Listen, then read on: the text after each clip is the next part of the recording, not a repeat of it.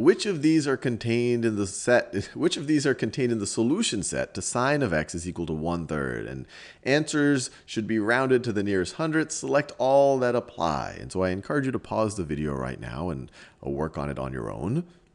So I'm assuming you've given a go at it. Let's think about what this is asking. So they're asking, what are the x values? What is the solution set?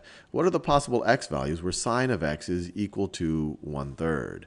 And to help us visualize this, let's draw a unit circle. So that's my y-axis. This right over here is my x-axis. This is x at 1. This is y, positive 1. -1 along the x-axis, -1 on the y-axis.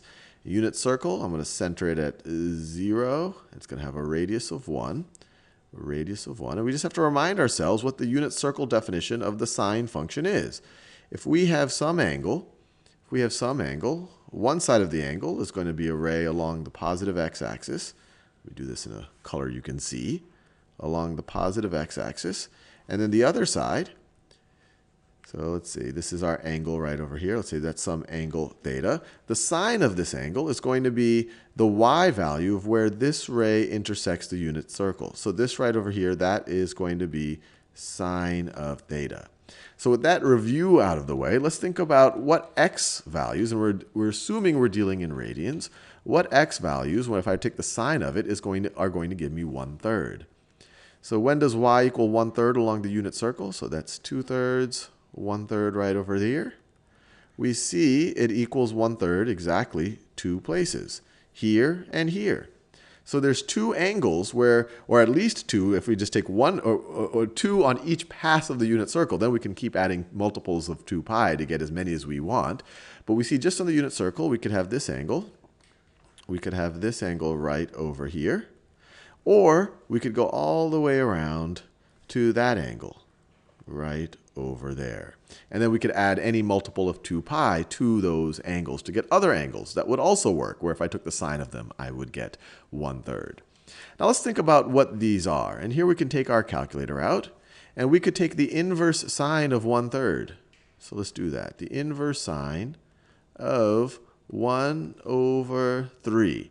And we have to remember what the range of the inverse sine function is. It's going to give us a value between -pi/2 and pi/2. So a value that sticks us in either the first or the fourth quadrant if we're thinking about the unit circle right over here.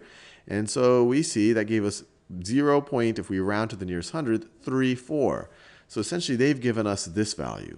They've given us 0.34. That's this angle right over here. How did I know that? Well, it's a positive value. It's greater than 0, but it's less than pi/2. Pi is 3.14, so pi/2 is going to be 1.57, and we can go on and on and on. So this right over here is 0.34 radians. But what would this thing over here be?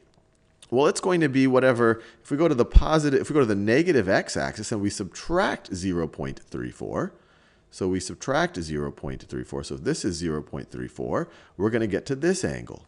So it's going to be, if we take pi minus the previous answer, it gets us, if we round to the nearest hundredth, it's 2.8 radians.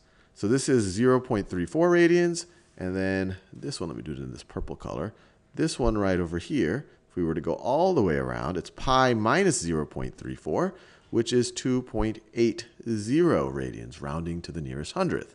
Now, that's not all of the values. We can add multiples of 2 pi to each of these. So 2.80 plus any multiple of 2 pi, so 2 pi n, where n is an integer. N is an integer. Or we could take 0.34 and add any multiple of 2 pi. So 2 pi n, where n is an integer.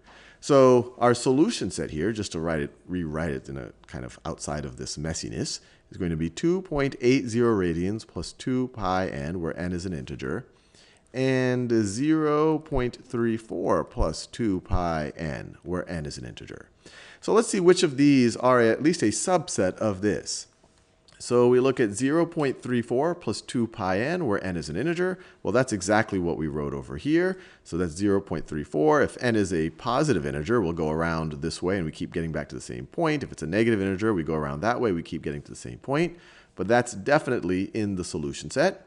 0.34 plus pi n for n, an integer. So if we have 0.34, and if we were to not add 2 pi, but just pi, where would we get to? Well, we would get to right over there. And the sign of this isn't going to be positive 1/3. It's going to be negative 1/3. So we could rule that out. Negative 0.34, well, that's this angle right over here. The sign of that's going to be negative 1/3. And if you add a multiple of 2 pi to that, you're still going to get negative 1/3. So that doesn't work. Same thing for this one right over here.